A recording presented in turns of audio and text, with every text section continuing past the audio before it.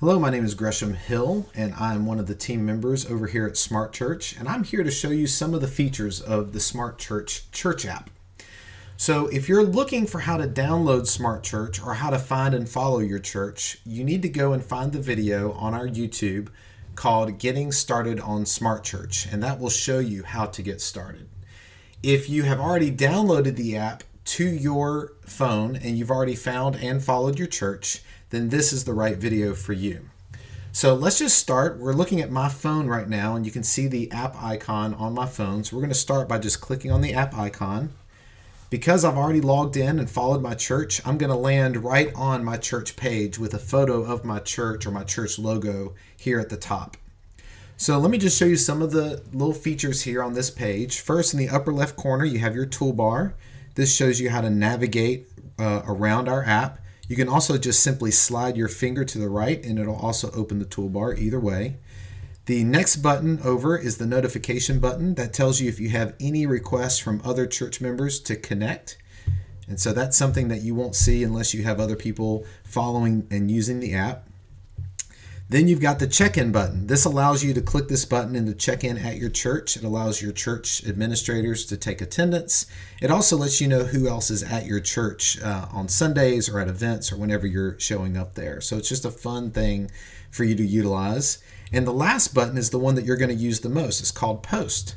So if you click on Post, this is where you can actually post things to your app. So we always encourage people to do fun and encouraging things here. But you can just write something like great sermon, pastor, or something that you really just want to share with your entire church body. So you write that there, click done, and it's going to post to your church app. And so we're going to see it on the wall in just a second. But what this does is this allows you to communicate in your app. So if you want to share prayer requests, if you want to share news, if you just want to start a conversation with people in your church or ask questions about theology, or maybe it's something that you wouldn't post to your Facebook page, but you want to post it here for just your church to see, this is a great place to do that. So you're going to see on the wall that post has already shown up. And you'll see that I don't have a picture on the wall, but if you scroll down, you'll notice other people do have pictures. That's because we haven't set up my personal profile page, and I'm going to show you that in just a second.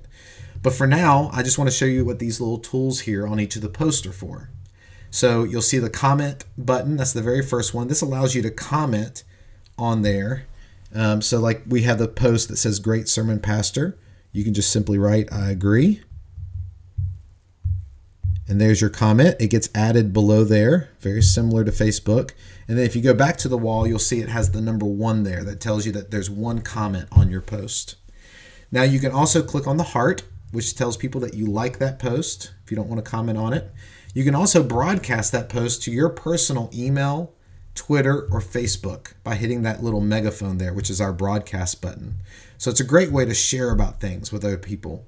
And then finally, there's a little flag here. So if you're just a member and you don't have the ability to delete a post, you can at least flag that post and say, hey, there's something on here that's not correct. It's an innocent mistake, but I'm just going to flag it right now. Click OK. Turns the flag red. And what that does is it tells other members as well that this is a potentially a post that's incorrect or that needs to be removed. Now, if 3 members of your church flag a post, it automatically gets removed.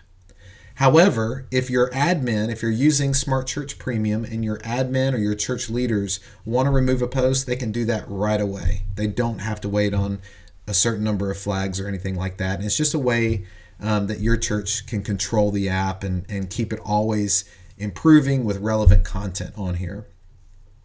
So that's the wall. I won't show you everything on the wall, but that's a little bit of it. Let's go to the events page. Here's your event calendar. It tells you that an event's coming up there. You can comment, you can like that event. You can also broadcast that event. It's an amazing thing. The average person on Facebook has about 400 people that are their fans. So imagine if everybody in your church shared your events with everyone on their Facebook page. It's 400 times the number of people in your church. So it's a great way to get the word out about events happening at your church. There's an RSVP button, which I've already clicked on. There's a check-in button that lets me check in at that event. And then, of course, the flag button. So if we were to click on Pi Day and learn a little bit more about it, it tells you where it's located, it tells you the times, it tells you who the leader is, Greg Schuyler. And it tells you who's RSVP'd and who's checked in, as well as some information about what to bring or anything else the church wants you to know. So I'm kind of curious who else is coming. So I'm going to click on the RSVP list, and there it tells me a number of people that are coming to that event. So again, this is a great way for you just to participate in the things and the activities of your church, and also to see who else is participating as well. Very simple, very easy to use. So let's switch over to the followers page. Here are all the people that follow this church. What you're going to see beside them are little icons that say, that essentially are connection requests. So I'm brand new on this church, so I don't have really anyone that I'm connected to. So what I'm going to do is I'm going to scroll down here, and I'm going to send somebody a connection request. So why don't we send one over to Jack Ryan here? Are you sure you want to connect with Jack Ryan? Say yes. Your connect request was just sent to Jack Ryan. You'll be notified once you're connected. So I've sent something over to Jack. What that's doing is that's saying, I want to see your personal profile. So again, I'm going to switch over to Gresham Hill up here at the top. This is actually another account of mine. But you'll notice at the top, if I click on it, it says this person has not yet shared their profile details with you. Connect to view their profile.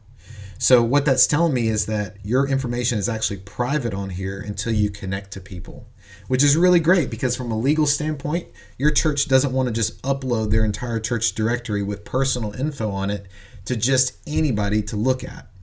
This puts you, the individual at your church, in control of who you share that information with. Now, with that said, we encourage you to share that information with people you know. This is something that's going to help you to connect with them and to build community. But we also want you to know that we care about your privacy as well.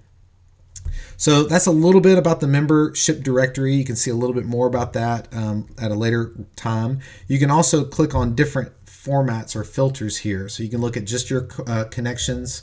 You can see all the new requests that have gone out or the sent requests, all the people you're not connected to, and then the default is all. So you're looking at everybody that you're connected or not connected to. So if I click onto the church profile, or I'm sorry, I skipped that. I'm going to click on it again. Click on the church profile. Again, you'll see that first page you came to. It tells you basic information about your church. This is not a popular page necessarily that you need to visit every day, but it is the first page to identify your church, and it gives you some just basic information that you would want to know if you go to your church. So it's real quick and real easy thing there on the profile. If you click on the give page, here's where I can give to my church. So I can obviously comment and like a need that my church has, but I can also give, and I can give to multiple things, which is really awesome. So I can see not only what our church is giving their money to, but I can say, you know what, I really love this mission trip, so I'm going to give $1,200 to that. The women's retreat, it says it's $72, so I'm going to give $72 to sign up my wife for the women's retreat. The church scholarship fund, we're going to give $100 to that. And you'll notice at the very top of the page here, it's adding up my gift as I go, so I know exactly what I'm giving. And then my tithe. Here's my tithe that I'm going to give every week. And so you'll see my total gift now is at the top and the bottom of the page, but I'll click the very bottom in order to give right now. So I'm going to click on that. It says, do you want to pay with credit card or with PayPal? You may not see that pop up. More than likely, depending on which merchant your church chooses, it'll go directly to that merchant. But in our case, we have two options. So we're going to pay with PayPal this time. And what it does is it takes you out of our app and into PayPal on our browser. And this is actually really important. We don't want this to look like a negative. This is actually a positive, because PayPal is a much larger company than SmartChurch. And their security is state of the art. And we care very much about your financial security as a member giving to your church. So if you give using PayPal, you don't have to have a PayPal account to give, but you'll know that your security is actually going through PayPal and not a small church app company. So you can do that, and then you can always click the very top left of your page where it says Back to SmartChurch, and you can get back to SmartChurch at the end of that. But that's how you can give, and your church receives the gifts. They can see what you're giving it to, and they can also make a record of that for your donation record. It's just a great way to give and to support your church and the work they're doing. And then finally, the media page.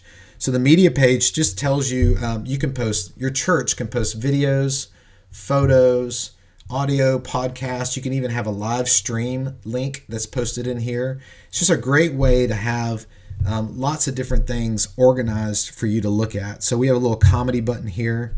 I can click on this and look at some of the best Christian comedians around, Marty Simpson, Johnny W. So I can actually click on one of these and watch it and just see what it does. Oops, let's click on that. So you click on that, and again, it takes you out of our app, it takes you into YouTube, and it allows you to see a video that's there on YouTube of Marty Simpson. So it's just kind of a really fun thing. And then we go back to SmartChurch. So if you're on the app right now and you're noticing that you do not see a give or a media page on your toolbar, I don't want you to freak out.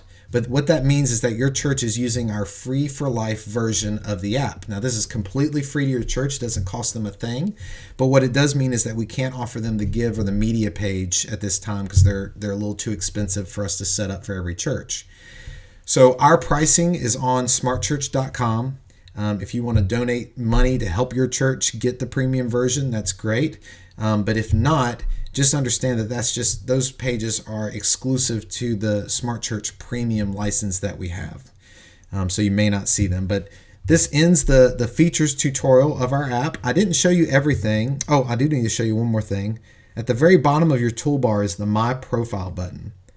So at the very bottom of the toolbar, you click on My Profile, and here is where you can add a photo, and you can also add some information. So if I wanted to click the little photo button in the bottom left corner, I can put Take Photo, which means it's going to take it right now. And let's see if it pops up here. Never done this on the tutorial, so it might not work. Yeah, maybe not. Let's just see. Apparently it doesn't work during the tutorial. So I can't take a photo during a tutorial, but I can edit my information, put my phone number in there, my address. You can also put all kinds of social media on here, so you can let people in your church know of other places they can connect to you and learn more about you. And then once you save that profile updates so that people can not only see a photo of you, but also see that personal information that you want to share with them. So that's probably the best ending spot for this tutorial. This is just a quick run through of the different features you're going to find on our app. We do update our features once a month.